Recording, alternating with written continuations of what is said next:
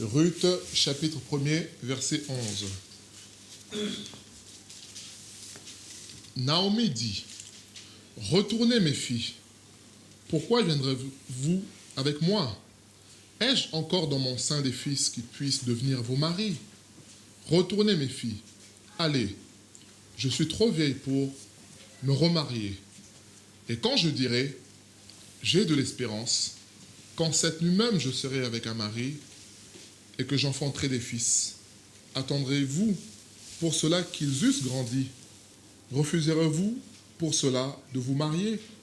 Non, mes filles, car à cause de vous, je suis dans une grande affliction de ce que la main de l'Éternel s'est étendue contre moi. Et elles élevèrent la voix et pleurèrent encore. Orpa baisa sa belle-mère, mais Ruth s'attacha à elle. Naomi dit à Ruth, « Voici, ta belle-sœur est retournée vers son peuple et vers ses dieux. Retourne comme ta belle-sœur. » Ruth répondit, « Ne me presse pas de te laisser, de retourner loin de toi. Où tu iras, j'irai. Où tu demeureras, je demeurerai. Ton peuple sera mon peuple, et ton Dieu sera mon Dieu. Où tu mourras, je mourrai, et j'y serai enterré. Que l'Éternel me traite dans toute sa rigueur, si autre chose que la mort vient à me séparer de toi. » Verset 18, Naomi, la voyant décidée à aller avec elle, cessa ses instances. Alors, le thème de notre partage d'aujourd'hui, j'ai intitulé ça « Orpa et Ruth ».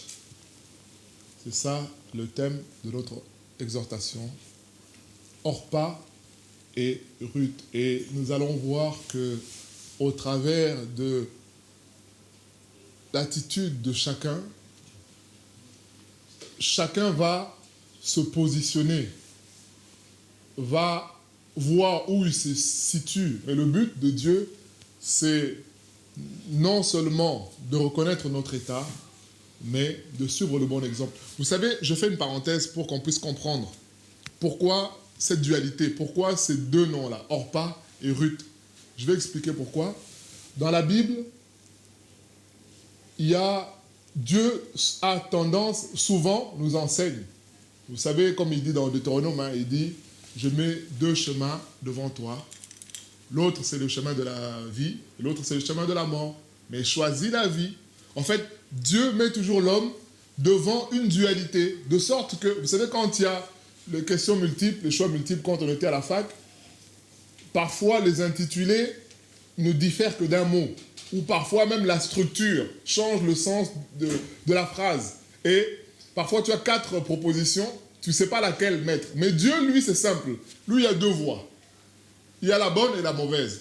Dieu a simplifié les choses. Et c'est la parenthèse que j'ai fait pour nous faire comprendre que Dieu a simplifié les choses. Et je peux donner des exemples. Quand Jésus parle souvent en parabole, remarquez bien, il met souvent en opposition 2 situations. Un exemple, quand il dit « 2 hommes montèrent au temple ». Luc 18. Pourquoi il dit 2 hommes? Parce que dans l'explication, il nous dit quoi? Un se pavanait, disait « moi je suis bon ». L'autre disait « moi je suis pécheur ». Mais Jésus nous dit quoi? Faites comme le mauvais, parce que lui il a été justifié. Jésus dit dans Matthieu 21, un homme avait 2 fils. Le premier, il demande, va au champ. Il dit non. Il se ravise. Il dit finalement, mon père, j'y vais. Le deuxième dit oui. Il n'y va pas. Un autre exemple, Matthieu 7, 15, je crois, le Seigneur dit, quand on bâtit une maison, il y a 2 maisons, 2 sortes de maisons. Il y a la maison qui est bâtie sur le roc. Bon, les exemples, il y en a plein. Quand je méditais là-dessus, je dis effectivement, Dieu met cette dualité-là pour nous montrer quel exemple suivre. Ça, ce sont des exemples directs. Il y a des exemples aussi indirects. Il y a l'exemple du premier homme, du premier Adam, et du second Adam, qui est Jésus. Il y a l'exemple de Saül, le mauvais roi. Et il y a l'exemple de David, le bon roi. Il y a plusieurs exemples. Il y a cette dualité-là. C'était la parenthèse pour nous montrer que dans cette dualité, Dieu te dit, où est-ce que tu te situes? Qu'est-ce que tu choisis?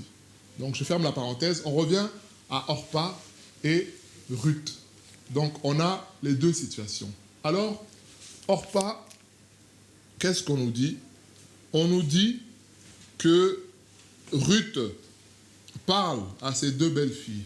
Elle leur dit, Naomi, pardon, parle à ses belles filles, elle dit, retournez chez vous, Dieu m'a accablé. On lit au verset 14. Elles élevèrent la voix et pleurèrent encore. Orpa baisa sa belle-mère, mais Ruth s'attacha à elle. Alors, Ruth, qu'est-ce qu'on peut dire? Que Ruth, on commence avec Orpa. Orpa était attachée à Naomi.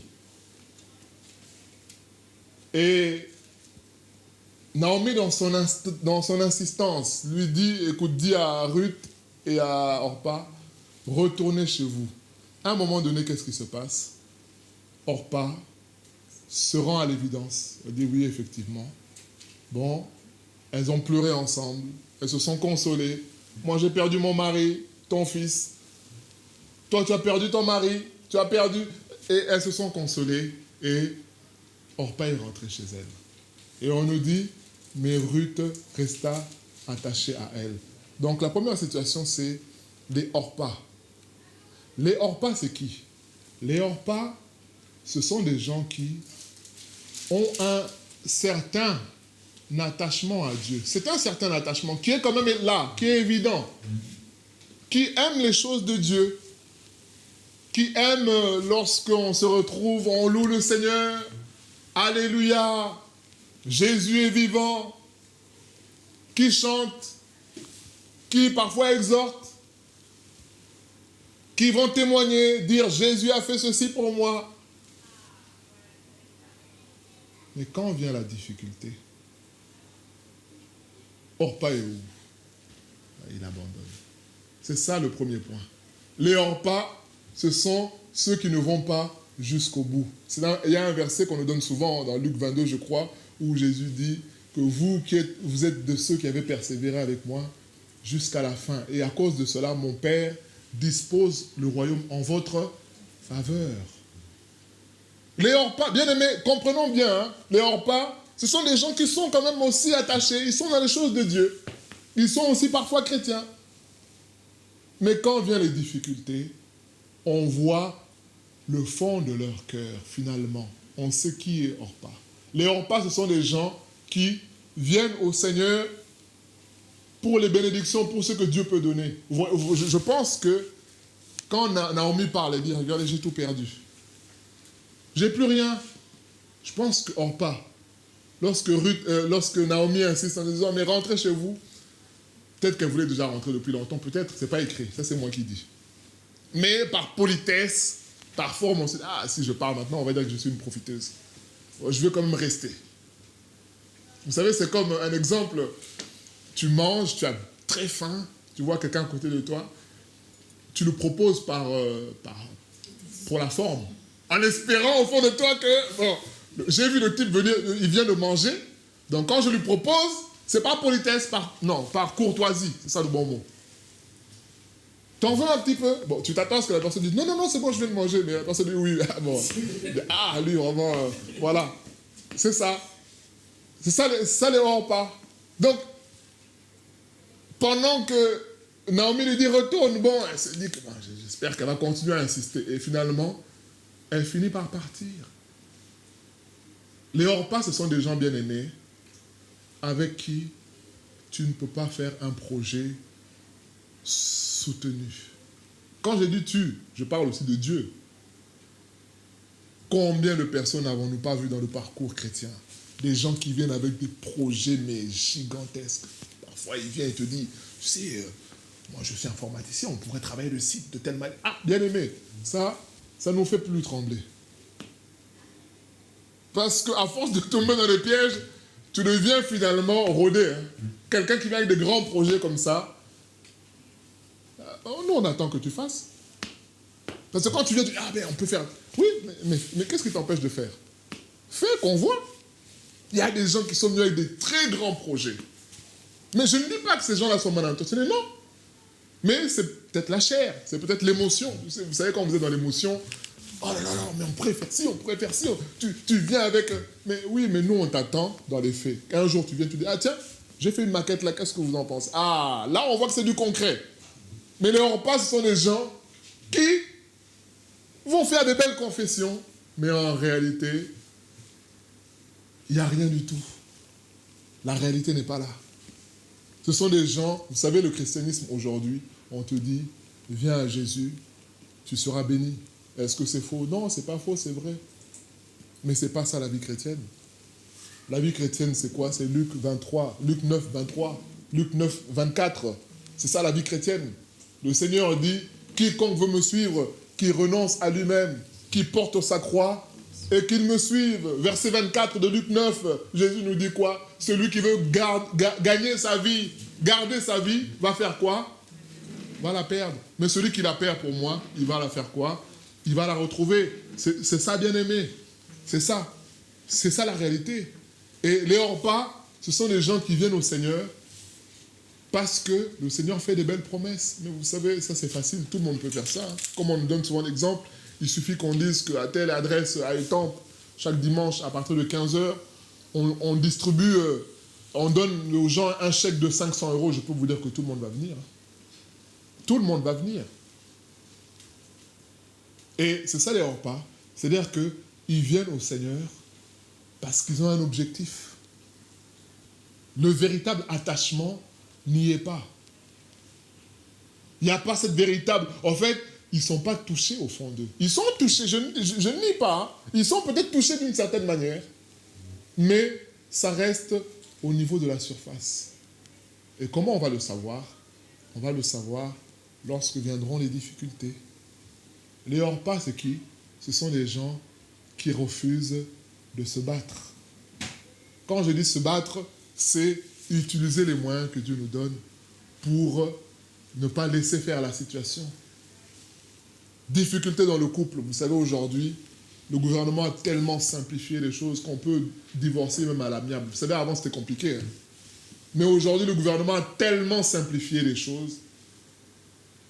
Donc, on peut divorcer comme si on signait pour souscrire à un téléphone portable.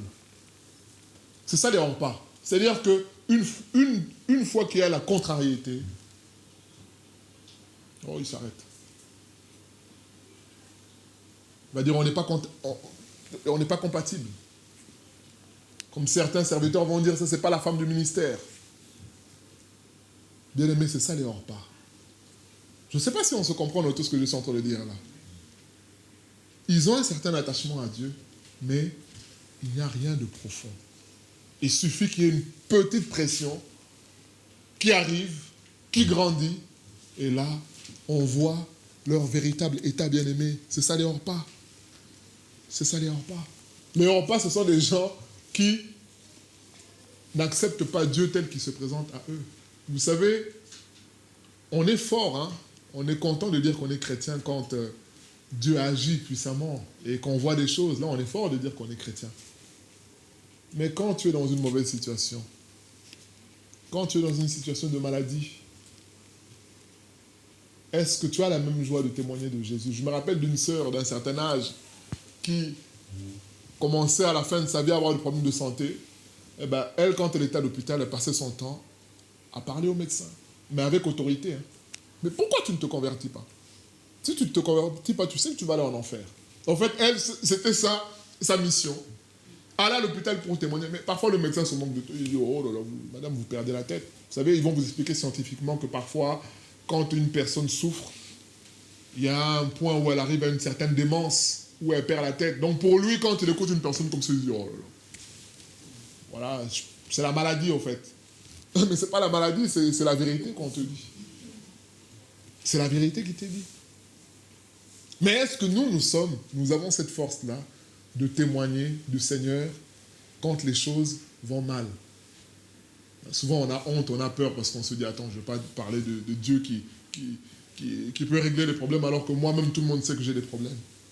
Or l'apôtre Paul dit non, nous ne prêchons pas nous-mêmes, nous prêchons Jésus. C'est-à-dire que moi je peux être malade, mais je prêche un Dieu qui guérit. C'est ça la folie de la prédication. Les gens vont te dire, oui, mais soigne-toi d'abord toi-même, avant de nous soigner nous. Que Dieu, là, ton Dieu, s'occupe d'abord de toi, et ensuite il s'occupera de nous. Mais non, c'est pas écrit. C'est pas écrit. C'est pas écrit, bien-aimé. C'est ça les hors-pas. Ils n'acceptent pas Dieu tel qu'il se présente à eux. Quand Dieu bénit, on dit, ah, je suis chrétien. Et quand il n'y a plus rien, on se cache. On n'assume pas notre identité. On n'assume pas ce que nous sommes réellement. Et les Ruth, alors il y a beaucoup de choses à dire sur Ruth. On nous dit le même verset. Hein. On voit la dualité, hein, la contradiction. Donc Orpa baisa sa belle-mère, donc elle s'en alla, mais Ruth resta attachée à elle. Vous savez, les Orpa, Ruth, qu'est-ce qu'elle a fait? Ruth a quitté son peuple. C'est ce qu'elle dit dans les versets que nous avons lus, verset 17, verset 18. Ruth a quitté ce qu'elle était pour suivre le Seigneur. Ruth a intégré le message de l'Évangile. L'Évangile dit quoi? C'est ce que j'ai évoqué tout à l'heure dans Luc 9, 24. Le Seigneur dit, quiconque perdra sa vie la retrouvera. Ruth a perdu sa vie en allant avec Naomi. Vous savez, quitter quelque chose que tu connais, quitter ton peuple, quitter ton pays, on voit comme bien des chrétiens sont rattrapés aujourd'hui à cause de la culture, à cause du côté patriote, entre guillemets, le mauvais côté. Ça rattrape beaucoup, bien-aimés. Le chrétien américain, il y a la culture toujours du côté, même dans les choses de Dieu, être rentable. Faire du business. Puisque ça fait partie de sa culture. Le chrétien congolais, excusez-moi, il y aura toujours le côté légèreté dans ce qu'il fait. Il aura du talent, mais tu vas toujours retrouver le côté, vous savez, il y a le côté petit. Ah, le petit, là. Je ne vais pas le dire en lingala, mais le petit, là. Donc, il y a toujours une logique de dire, moi, comme j'ai un certain âge, lui, c'est lui le pasteur. Un petit comme ça. Vous voyez, il y a ce côté. Mais quand tu négliges parce que tu penses que toi, tu es grand, mais un jour, ça te jouera de tour dans ta vie chrétienne. Dieu te brisera parce qu'il te mettra toujours les petits. On dit quoi par rapport aux pharisiens? Que le plan de Dieu s'est arrêté dans leur vie. Pourquoi? Parce qu'ils ont refusé d'écouter Jean-Baptiste. Ils se disaient, mais qui est ce... Vous savez, pour être pharisien, il y avait des conditions. Ils avaient un certain âge. Hein, parce qu'il fallait être circoncis le 8e jour, il fallait à partir de tel âge être enseigné, il fallait... Donc, ce n'était pas n'importe qui, c'était des anciens, des vieux. Alors, tu vois un homme sans instruction, un homme comme Jean-Baptiste, prêcher. Tu vois un jeune comme Jésus, prêcher, ils se disent, mais qui est ce petit-là? D'où il vient? Nous, on a fait des écoles. Nous, on est fils de pharisiens. C'est ce que Paul dit hein, quand il parle de lui-même dans Philippiens 3. Et ça fait une richesse, mais cette richesse-là fait que ça bloque beaucoup, bien-aimés. Le chrétien congolais, comme je parlais de légèreté, vous savez, le mensonge est tellement monnaie courante qu'il peut mentir sans même être conscient qu'il a menti. Je ne sais pas si on se comprend. C'est-à-dire que le mensonge est tellement simple qu'il ment sans remords. On t'appelle, tu es où? Ah bon, mais je suis là en bas là. Tu ne me vois pas? Mais pourtant il est à Rouen. Mais je suis en bas. Tu rappelles une heure après, mais tu es où? Ah non, j'ai eu un petit problème là, je me suis déplacé, mais je reviens là. Mais bien aimé, ce qu'on dit là, ce sont des pasteurs. Hein. Et parfois, il dit même que... Comment je l'ai bien dribblé, le type. Et ils sont là entre eux, pasteurs. Voilà. Donc, le côté lié à ta tradition te rattrape toujours. Ce qui fait qu'on voit quelqu'un qui s'est converti apparemment, mais finalement qui revient toujours dans les mêmes travers, parce que c'est lié. Il y a le côté aussi, parfois même, polygamie. des choses auxquelles on n'a pas renoncé. Tu vois un chrétien, mais qui est toujours léger par rapport à ces questions-là. C'est ça, bien-aimé. Mais ici, on nous dit que Ruth a quitté son peuple. Elle a abandonné son peuple pour entrer dans le peuple de Dieu. Elle dit, ton peuple sera, ton Dieu sera. Un deuxième point sur Ruth, c'est que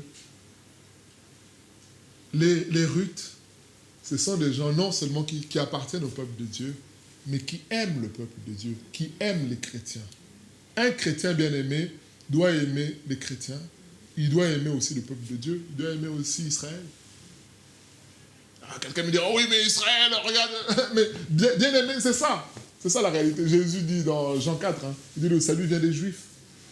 Maintenant, on ne va pas soutenir aveuglement Israël dans la politique qu'elle fait, parce qu'on sait qu'aujourd'hui, les dirigeants, la plupart sont des francs-maçons. Mais porter Israël dans son cœur, prier pour ce peuple. On doit porter les chrétiens. Combien de chrétiens, parce qu'ils sont déçus, disent aujourd'hui, ah non, moi les chrétiens, c'est trop de problèmes. Moi, je préfère prier à la maison, pasteur, parce que moi, les chrétiens, il y a trop d'hypocrisie.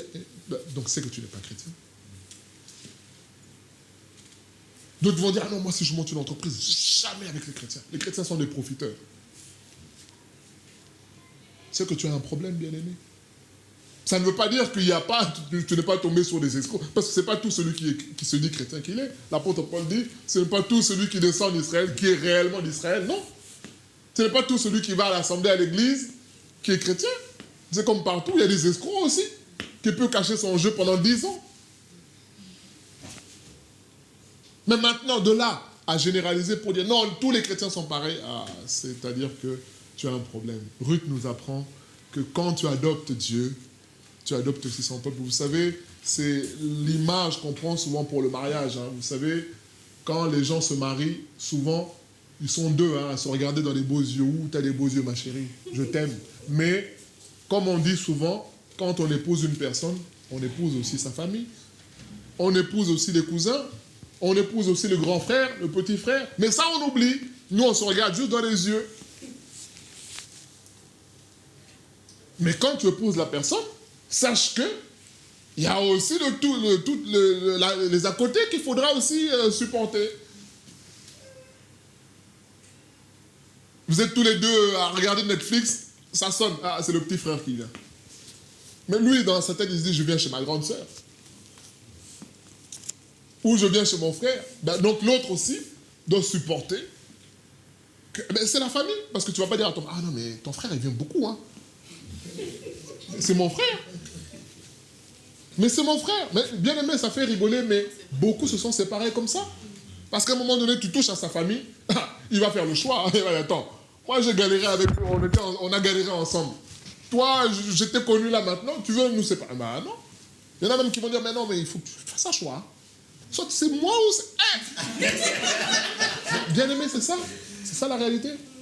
C'est méconnaître que quand tu épouses, enfin quand tu rentres, tu épouses une personne, tu épouses tout ce qu'il y a autour, les problèmes qu'il y a dans la famille, les difficultés qu'il y a. Il y a tout. Il n'y a pas que la robe ou le costume. Non. Il y a tout ça, toute la vie qui est autour aussi, qu'on doit accepter. C'est ça les Ruth bien-aimées. Elle dit, ton Dieu sera mon Dieu, ton peuple sera mon peuple.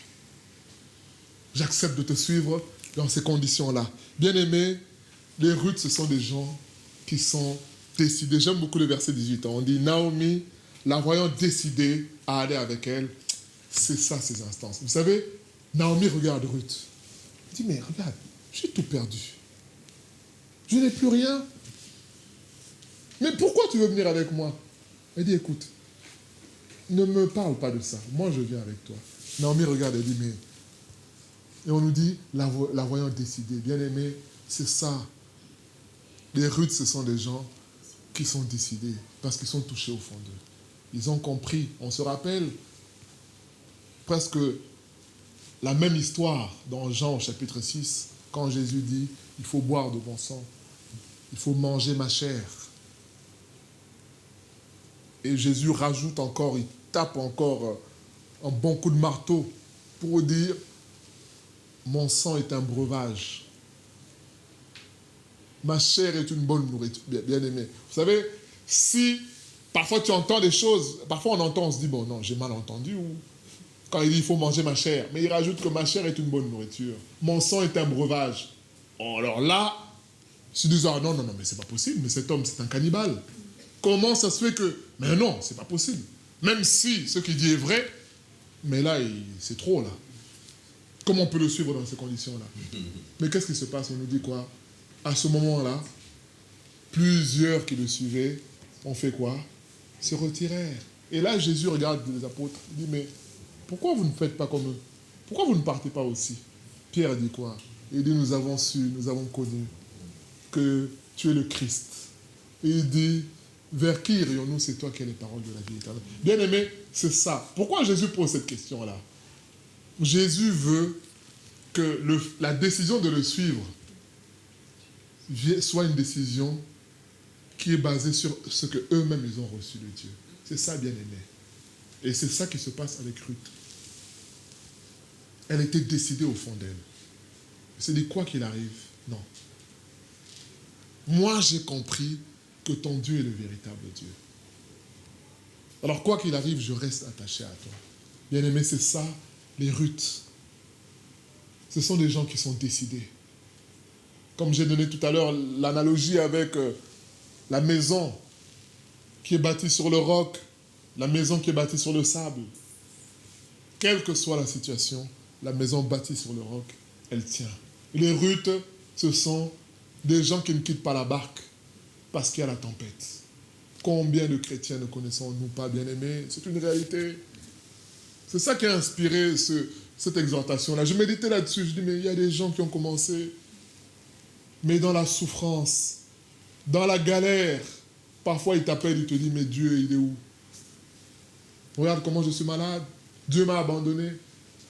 Et petit à petit, les gens abandonnent Dieu. Les gens s'éloignent de Dieu. Parce qu'en réalité, là, je ne dis pas qu'il n'y avait pas une décision. Il y avait une décision peut-être, mais elle n'était pas totale. Ruth, ici, on comprend que rien. Donc Naomi a tellement insisté qu'elle a vu qu'elle était tellement décidée. Elle a dit, ben écoute, on nous dit qu'elle cessa ses instances. Elle a arrêté de l'embêter pour lui dire, non, c'est fini. J'arrête de t'embêter avec ça. C'est ça, bien-aimé. C'est ça que le Seigneur, cherche. Des gens qui soient décidés. Des gens qui ne capitulent pas facilement. Des gens qui ne cèdent pas. Non, des gens qui résistent. Parce qu'il y a pression et pression. Il y a pression, il y a la pression des humains, mais il y a la pression des esprits aussi. On se rappelle de Job, lorsque sa femme vient le voir pour lui dire, attends, tu restes intègre. Regarde l'état dans lequel tu es. Tu as tout perdu, Job 1. Job 2, ta santé a été attaquée. Et malgré tout ça, tu restes intègre. Mais non, mais maudit Dieu. Et meurt. Job regarde sa femme et dit, tu parles comme un insensé. Quoi? Tout ce que nous avons, n'est-ce pas que nous l'avons reçu de Dieu? Maintenant que nous ne l'avons pas, nous allons maudire Dieu. Il dit, non, tu es insensé. Pourtant, je pense que cette femme avait quand même un certain attachement aussi à Dieu. Mais vous savez, il y a les niveaux de souffrance qui font que le bon sens vient te dire, mais non, mais c'est pas normal. Il suffit que tu triches un peu. Il suffit que combien ne sont pas fait avoir comme ça. Recherche de logement, tu fais les choses correctement, ça ne marche pas. On se dit, il y a quelqu'un, surtout à Paris, ils sont des professionnels, ils ont des logiciels qui fabriquent des fiches de paye. On peut te fabriquer une fiche de paye, hein, et il suffit que tu présentes ça, tu as le logement. Vous savez, la tentation est tellement grande. Combien ont cédé? Il suffit que tu prennes les papiers de quelqu'un, tu travailles. Hein. Regarde comment tu es là. Parfois, la pression de l'Afrique. Mais toi, tu fais quoi en Europe là-bas? Les autres nous envoient de l'argent, toi, il n'y a rien. Et là, c'est là que le diable vient te proposer. Hein. C'est là qu'un ami vient. Tu sais, vous savez, parfois, il y a des amis qui sont tellement sages. Et c'est cet ami-là que le diable va utiliser. Parce que s'il utilise un ami qui est un peu foufou, tu vas dire, ah, lui, il raconte des bêtises. Non, il va utiliser un ami sage. Il va t'appeler, il va dire, tu sais, moi je te parle parce que je t'aime. Hein. Tu vois, la situation devient critique. À un moment donné, tes convictions, je ne veux pas juger tes convictions, mais il faut être pragmatique. Regarde, il y a des besoins, donc moi je te propose, tu sais, de toutes les façons, tu demanderas pardon, hein. Dieu te pardonnera. Bien aimé, vous voyez comment le diable va t'avoir. Mais beaucoup pêchent comme ça.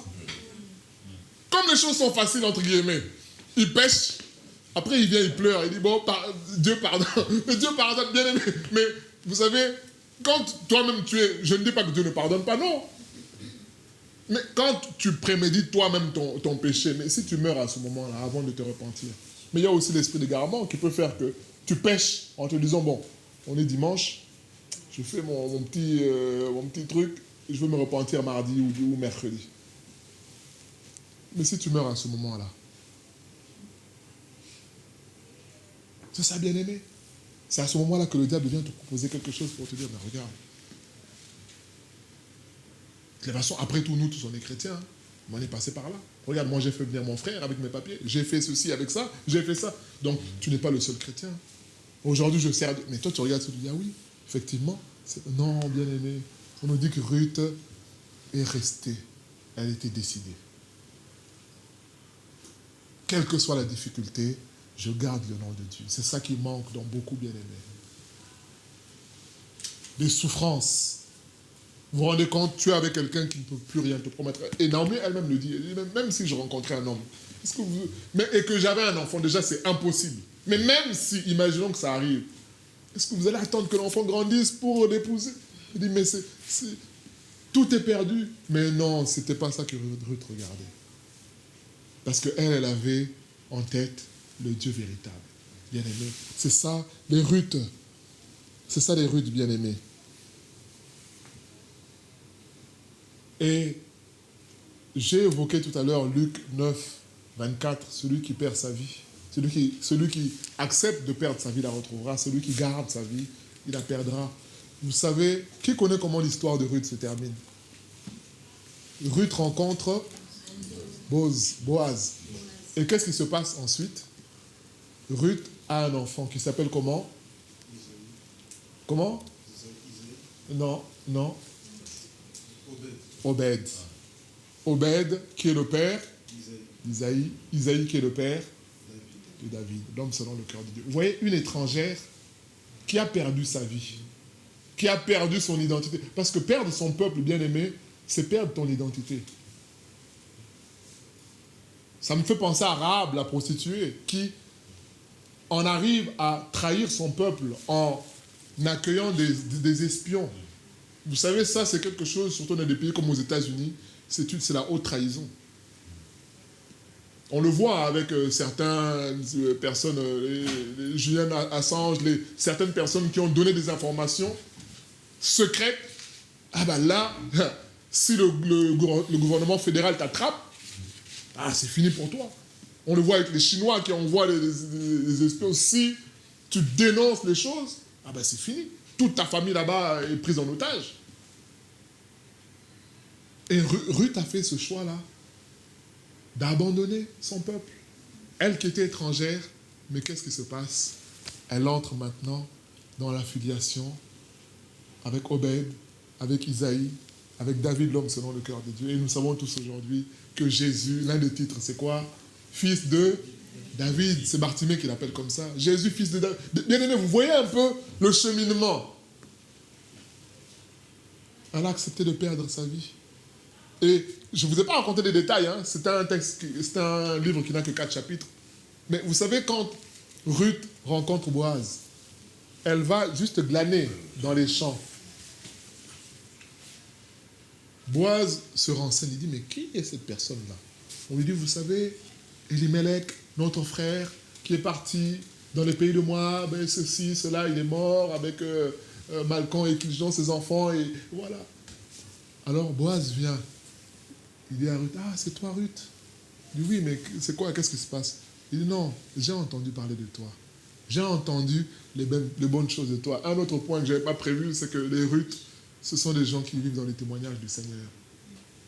Bien aimé, c'est ça la réalité. Alors toi, pose-toi la question, quand on parle de toi, c'est quoi? Ce qu'on dit, c'est toujours le bagarreur. C'est toujours celui qui veut toujours avoir raison. C'est toujours celui qui a toujours des arguments pour dire non, non. Mais non, bien-aimé. Vous voyez, Boaz est touché, il dit, mais j'ai entendu parler de toi. Et Ruth lui fait comprendre, elle dit, écoutez, moi, je suis là.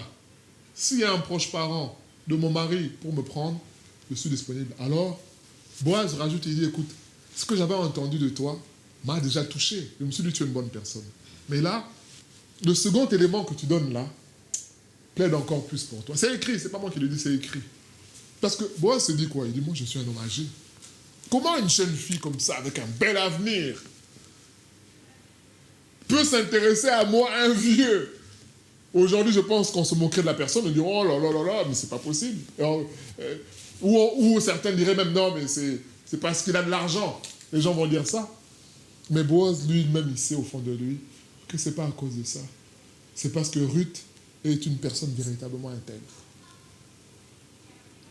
Donc Boaz s'est renseigné juste auprès du proche parent pour dire, est-ce que tu veux prendre tout ce qu'Elimelech a laissé? Il dit non, non, non, non, moi je veux pas de problème. Si ça t'intéresse, vas-y. Et c'est comme ça que Boaz épouse Ruth, et c'est comme ça que Ruth entre dans la lignée du Messie. L'exhortation, bien-aimée, c'est Orpa ou Ruth. Qui es-tu aujourd'hui? Est-ce que tu es celui qui, quand il y a un petit bobo, tu commences à te plaindre? Maintenant, est-ce que se plaindre, c'est mauvais? Oui, ça devient mauvais à un certain moment parce que les plaintes, finalement, vont s'accumuler, ça va devenir de l'amertume. L'amertume s'accumulant, ça va devenir de la colère. La colère s'accumulant, on perd la foi, on en veut à Dieu. Bien aimé, c'est une réalité. C'est une réalité. Vous savez, c'est comme la France. Hein. Quand les choses sont bien, vous voyez, quand il y a du soleil, les gens sont contents. Ah, ça va, même au travail, les gens sont contents. Mais quand c'est morose, quand c'est triste, les gens n'ont même pas envie de parler. C'est comme ça. Il y a une atmosphère spirituelle qui se dégage qui fait que toi aussi, tu as tendance, même quand tu es au volant, tu te retrouves à avoir des réactions. Mais comment ça? Ben oui, c'est la France. Il y a un esprit de rébellion, il y a un esprit de colère qui est là, qui fait que les choses sont comme ça. C'est ça, bien-aimé. Et nous, on doit renoncer à ça. Et les hors-pas, ce sont ces personnes-là qui aiment Dieu quand tout va bien. Ils chantent, ils louent Dieu. Mais quand les choses changent, tu pries, rien ne se passe. Tu pries, c'est l'inverse qui se produit. Est-ce que tu continues? Ou tu appelles pour dire, ah, pasteur, moi, ça va pas. Hein. Je ne veux pas bien, je reste chez moi. Bien bon. Donc c'est en restant chez toi que tu vas te sentir mieux. Je dis, voilà. Les hors-pas sont des gens sur qui on ne peut pas compter. Bien aimé, tu fais un projet, la personne peut te lâcher du jour au lendemain. Et Dieu lui-même le sait, bien aimé. Ce sont les réalités. Il sait. C'est pour ça qu'on se demande, mais pourquoi c'est toujours tel qui travaille? Mais bien aimé, je ne suis pas en train de glorifier une personne, mais c'est pour nous dire, moi le premier, que Dieu lit nos cœurs. Et dans nos motivations de nos cœurs, Dieu peut savoir que lui, si on lui donne des responsabilités, ça va le détruire. Alors, il va laisser les choses traîner, mais pendant qu'il laisse les choses traîner, c'est pour voir quelles sont les motivations de ton cœur. C'est ce que Dieu dit dans Deutéronome 8, 2, 3, 4, 5. Il dit, Israël, souviens-toi de tout le chemin par lequel je t'ai fait passer, traverser dans le désert. Tes chaussures ne sont point usées. Mais l'objectif, c'était quoi? De voir, de t'apprendre que l'homme vit du pain. Il aime beaucoup le pain, c'est ça? Mais de toute la parole qui sort de la bouche de Dieu. Donc Dieu va faire traîner des situations pour voir, tu es juste là dans l'ambiance parce que ça bouge, ou alors tu es prêt, ou tu es là parce que c'est Dieu qui est là. Matthieu 15, la femme syrophénicienne qui vient voir Jésus. Jésus, aie pitié de moi, regarde ma fille. Elle est tourmentée par un démon. Jésus ne répond pas. Jésus, les disciples regardent, ils disent, maître, mais chasse-la. Tu ne lui réponds pas, donc elle te dérange. Chasse-la. Jésus fait quelque chose. Jésus regarde cette femme et dit, écoute femme, moi je n'ai pas été envoyé pour vous, j'ai été envoyé aux brebis perdues de la maison d'Israël. La femme lui dit, Seigneur, je sais que tu es bon. Tu vas me laisser ma fille comme ça? Il dit, écoute femme, on ne prend pas les choses saintes pour les donner aux chiens. La femme regarde Jésus et dit, oui Seigneur, tu as raison. Mais nous les petits chiens, on se contente des miettes. Oh, Jésus dit aux femmes, que ta foi est grande. C'est ça, bien-aimé, les Ruth. Elle ne lâche pas parce qu'elle sait que la solution, c'est là. J'ai trouvé. La solution, c'est toi, Jésus. C'est ça, bien-aimé. Donc, Jésus a fait traîner cette femme, comme on dirait en français aujourd'hui. Jésus l'a fait marcher pour voir ce qu'il y avait réellement au fond d'elle. Est-ce que c'est juste combien n'ont pas été bénis? Luc 17, on se rappelle de l'histoire de lépreux. Combien ont été guéris? Question, lecteur de la Bible. Combien ont été guéris? Combien? Combien? 10. Pas 12, voilà. Lecteur de la Bible, lisons la Bible. Combien ont été guéris? 10. Combien est revenu rendre gloire à Dieu? Voilà. C'est ça. Vous voyez les Ruth et les Orpa. Les Ruth, ce sont des gens qui sont reconnaissants. Ils viennent vers le Seigneur pour dire, Seigneur, merci. Mais les autres, ils ont été guéris. Mais chacun a sa vie. Hein. Chacun a repris sa vie. L'autre faisait du sport, l'autre faisait vendeur, l'autre parfois peut-être mannequin en bikini. Allez, chacun a recommencé sa vie. Voilà. C'est ça, bien-aimé. C'est pour ça que le Seigneur, parfois, il nous fait passer par des situations. On aimerait avoir une salle. Je peux vous dire, quand tu rencontres des chrétiens, entre guillemets, à Rouen, là, c'est comment? Vous avez trouvé une salle? Donc, il y a des gens bien aimés, dans les maisons de la prière, l'intercession, on se retrouve parfois à 2. Je ne dis pas ça pour le nombre, parce que nous, ce n'est pas ça notre problème. Mais ça montre quand même qu'il y a des gens qui viennent, finalement, pas que pour Dieu, mais pour la salle. Parce qu'il suffisait, on se rappelle, hein, l'année dernière, la salle qu'on avait louée à Desvilles, elle était pleine à craquer. Donc il y a des gens, on ne sait même pas comment ils ont l'information, mais quand ils savent ils ont une salle, il met son costume. Comme là, il n'y a pas d'occasion. Il sait qu'il y a une salle, il achète des chaussures, il achète son costume, il dit, ça va cartonner. Mais quand on les voit, mon frère, on se réjouit, mais est-ce que tout le monde vient pour Dieu? Non. Il y en a qui viennent pour la salle. Donc leur Dieu, c'est la salle. Il y en a qui viennent parce que, cette église-là, j'aime parce qu'il y a la louange, c'est inspiré. Mais tu viens pour la louange ou tu viens pour Dieu? Quand quelqu'un vient pour Dieu, le reste qui est autour ne compte pas, c'est la vérité qui compte. Si on tape des mains, si c'est dans une maison, si c'est dans une salle, gloire à Dieu. Mais moi, ce qui compte pour moi, c'est la vérité. Parce que je peux vous dire, les salles, il y en a qui ont des salles, hein, mais écoutez ce qu'ils prêchent dedans. Écoutez ce qu'ils prêchent. Pourtant, vous voyez les sièges là de l'église, c'est comme des sièges d'avion. Donc tu es assis, il y a même parfois des fonctions de massage. Mais ce n'est pas ça qui va t'emmener au ciel. C'est pas ça, bien-aimé. C'est ça la question aujourd'hui. Suis-je Orpa ou suis-je Ruth? Mais la solution du Seigneur, c'est nous dire, tu peux devenir Ruth aujourd'hui. Tu peux t'attacher à Dieu sans intérêt. Tu peux aimer le Seigneur, quelle que soit ta situation. Même si ta situation aujourd'hui est difficile, Dieu est en train de construire pour l'éternité. Et aujourd'hui, on lit l'histoire de Ruth, mais cette histoire-là est passée par elle pour produire le Messie, Jésus-Christ. Voilà. Mais elle ne savait pas ça. Personne ne lui a dit ça. Elle, tout ce qu'elle savait, c'est que le Dieu d'Israël est le véritable Dieu. Alors c'est ça la question aujourd'hui. Est-ce que tu suis Dieu par intérêt? Est-ce que quand ton mari t'a dit quelque chose, tu es prête à tout faire capoter, excusez-moi le terme, ou tu es prête à pardonner à cause du nom de Dieu? Est-ce que tu es prête à aller jusqu'au bout dans ta démarche parce que dans ton cœur, tu t'es dit, c'est fini maintenant. Trop, c'est trop. Ou est-ce que tu es prête à aller jusqu'au bout de la vérité pour dire, bon, celui qui perd sa vie, là, retrouver après tout sur la terre, nous sommes dans une parenthèse qui va durer quelque temps, bien-aimé. La terre est une parenthèse qui va durer quelque temps. Mais dans cette parenthèse-là, on construit l'éternité. C'est ça l'exemple de Ruth. Elle a construit l'éternité. Nous allons prier pour que le Seigneur nous aide à méditer et à choisir d'être des Ruth, des gens qui soient attachés à Dieu, quelle que soit la situation au nom de Jésus. Seigneur, merci pour ta parole. Merci pour ton esprit aussi de vérité. Nous prions pour que tu nous aides, Seigneur, à être des Ruth dans notre attitude, Seigneur, à être attachés à toi, Seigneur, quelles que soient les difficultés, Seigneur. À être décidé, Seigneur, déterminé pour la vérité, à aimer ton peuple, Seigneur, à aimer les chrétiens. Seigneur, même s'il arrive que nous ayons parfois des incompréhensions, que cela ne nous amène pas, Seigneur, à détester, à en vouloir aux chrétiens.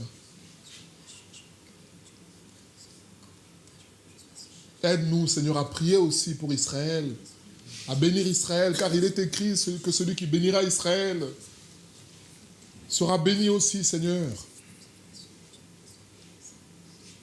Nous voyons, Seigneur, l'actualité ici en France, combien